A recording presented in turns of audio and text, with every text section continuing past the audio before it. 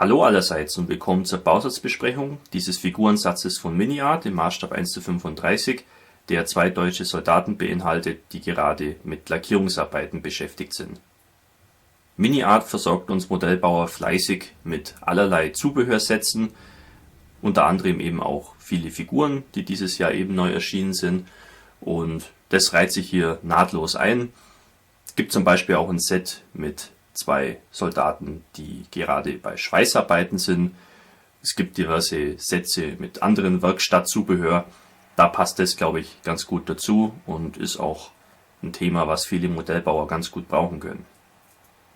So kann man auch relativ leicht mal so Instandsetzungsszenen bauen oder, was jetzt eben in Bezug auf deutsche Panzerfahrzeuge im Zweiten Weltkrieg ganz interessant ist, die wurden ja in der Regel im Feld abgetarnt und das kann man hier eben mal darstellen.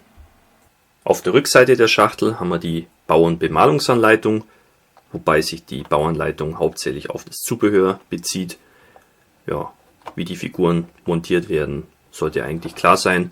Ja, und die Bemalungsanleitung ist relativ einfach gehalten. Wir haben hier unten noch eine Farbtabelle. Die bezieht sich auf Vallejo, Mr. Color, Live Color, Tamiya, AK, Mission Models, Hataka, Ammo bei MiG und dann noch hier eine Liste mit den allgemeinen Farbbezeichnungen. Also das ist eine sehr reichhaltige Tabelle, mit der kann man arbeiten. Die Schachtel öffnet an den Seiten und innen drin haben wir dann einen Beutel mit mehreren Spritzlingen drin. Ja, ist ausreichend so. Da sollte normalerweise nichts kaputt gehen. Das Einzige, was mich bloß immer stört bei Mini-Art, sind die Kartons. Die sind immer sehr dünn und ja, auch nicht sehr standfest. Das merkt man dann immer, wenn man die Bausätze ein paar Jahre im Lager liegen hat, dass sich das komplett auflöst. Aber ja, das ist eigentlich kein wirkliches Manko. Und jetzt gerade hier bei den Figurensätzen kann auch nichts kaputt gehen. Also völlig in Ordnung so. Schauen wir uns zuerst den stehenden Soldaten an mit der Spritzpistole. Ja, wie da der Zusammenbau wohl erfolgen muss, ist relativ klar. Es sind auch nicht so viele Teile. Also das Gesicht gefällt mir schon mal sehr gut. Das ist oft ein Manko bei so Plastikfiguren. Ja, auch der Faltenwurf sieht eigentlich ganz überzeugend aus. Wir haben relativ viel Grat an den Teilen. Ja, bei manchen Herstellern ist es ein bisschen weniger, bei Mini-Art immer ein bisschen mehr. Aber das ist leicht zum Entfernen mit einer Rundfeile und einem Skalpell. Also da sehe ich jetzt keine gröberen Probleme auf uns zukommen. Ja, ist halt so. Kann man bei Plastikspritzguss schwer vermeiden. Die Hände sind in Ordnung. Ja, auch hier ein bisschen Grat dazwischen, aber das ist nicht weiter schlimm. Hier hält er ja dann seine Spritzpistole. Da ist hier der Griff schon eingearbeitet. Also da müssen wir dann die Spritzpistole entsprechend auch ein bisschen zurechtschnitzen und dann eben ankleben, dass das dann passt. Ja, alles in allem macht es einen guten Eindruck, so wie ich mir das auch erhofft habe. Hier dann der zweite Soldat, der am Boden kniet und mit dem Pinsel was lackiert. Da fällt gleich auf, dass die Teile viel mehr Gussgrad und Fischhäute aufweisen als die vorige Figur. Also finde ich ganz interessant, dass da doch solche Unterschiede sich ergeben. Ja, sehr viel Grat. Klar, ist leicht zum Entfernen, aber ein bisschen nervig ist es schon. Und irgendwas ist da auch an der Nase kaputt gegangen. Sieht ein bisschen eingedätscht aus. Ja, der Kollege ist vielleicht Hobbyboxer, man weiß es nicht. Ja, bisschen mehr zum Versäubern und insgesamt, wenn ich mir jetzt hier da die Hand mit dem Pinsel anschaue, das ist nicht ganz so scharf detailliert wie bei der anderen Figur.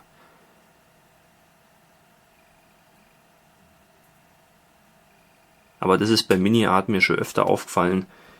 dass da manche Figuren oder Figurensätze in der Qualität einfach deutlich abfallen gegenüber anderen Figurensätzen, die hervorragend sind. Und hier haben wir dann sogar Qualitätsunterschiede innerhalb eines Bausatzes. Das finde ich doch etwas seltsam. Als nächstes hier der Spritzling mit den Kompressorteilen. Man sieht, das Ganze ist sehr schön detailliert und scharf gegossen, ohne irgendwelche Fischhäute und so weiter. Also es wird schon gehen bei Mini-Art. Hier dann die Lackierpistole, die man dann eben an die Hand anpassen muss. Ja, was hier auffällt, sind die zahlreichen und sehr groß ausgeführten Verbindungspunkte zum Gießast. Da ist beim Auslösen viel Vorsicht geboten und man muss dann auch viel versäubern, gerade bei den Teilen, wo hier der Angus dann auch noch so übers Eck geht, dass man da dann eben nicht die Form des Bauteils hier ruiniert. Aber ja, ich denke, das bekommt man hin. Auf jeden Fall schön detailliert und so einen Kompressor in dem Maßstab habe ich jetzt so auch noch nie vor mir gehabt. Aber ich bin zufrieden, schaut gut aus. Dann haben wir hier eine Leiter, die dem Bausatz beiliegt. Ja, auch hier ist wieder sehr viel zum Versäubern, wie man sehen kann. Dafür haben die Bauteile zumindest stellenweise eine recht ansehnliche Holztextur. Weiß jetzt nicht, ob man das erkennen kann. Ist auf jeden Fall sehr überzeugend ausgeführt, aber halt nur auf einer Seite. Die Rückseite ist blank. Und hier jetzt die anderen Dritte haben auch keine Details. Also, ja, die Detaillierung ist nur stellenweise voll ausgeführt. Aber das ist in Ordnung. Ich denke, die Leiter, ja, ist jetzt nicht so ein Eyecatcher an und für sich. Ist halt Beiwerk. Die zweite kleine Leiter besteht nur aus 2 Teilen. Auch hier viel zum Versäubern. Und wir haben hier keine besonderen Oberflächendetails. Dafür kein Gussgrad und andere Mängel. Ja. Ganz ordinär, aber auf jeden Fall brauchbar. Und zu guter Letzt bekommen wir hier noch 2 Blecheimer. Die gefallen mir sehr gut. Ein bisschen Gussgrad hier, aber das ist leicht abzuschaben. Die Böden sind separat.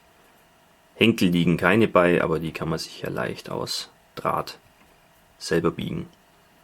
Wäre sowieso zum Empfehlen, weil es wahrscheinlich sowieso besser ausschaut wie so ein Plastikteil. Ja.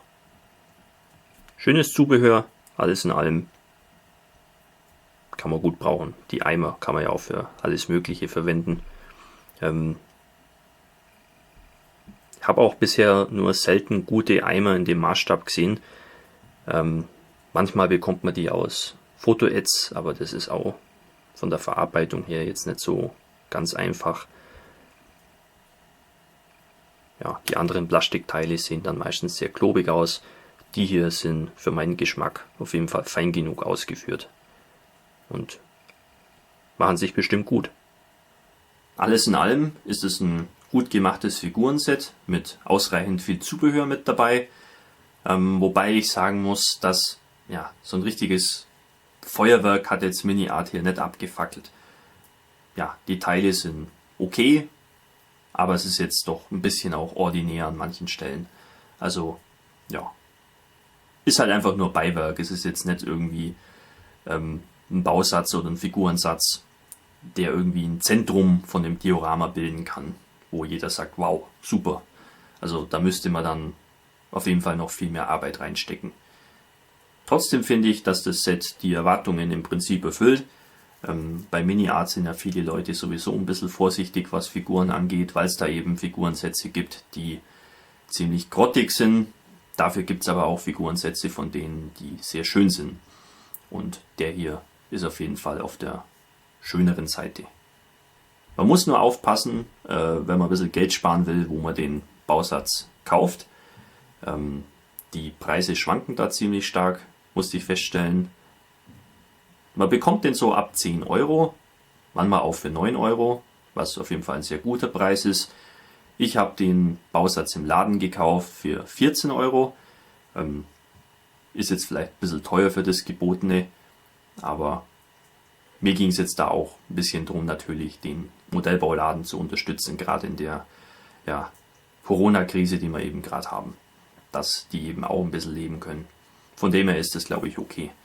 So, mehr gibt es, glaube ich, nichts zu sagen zu diesem Figurensatz. Ich hoffe, euch hat die Besprechung gefallen und wir sehen uns wieder im nächsten Video. Euer Hamika Barkas.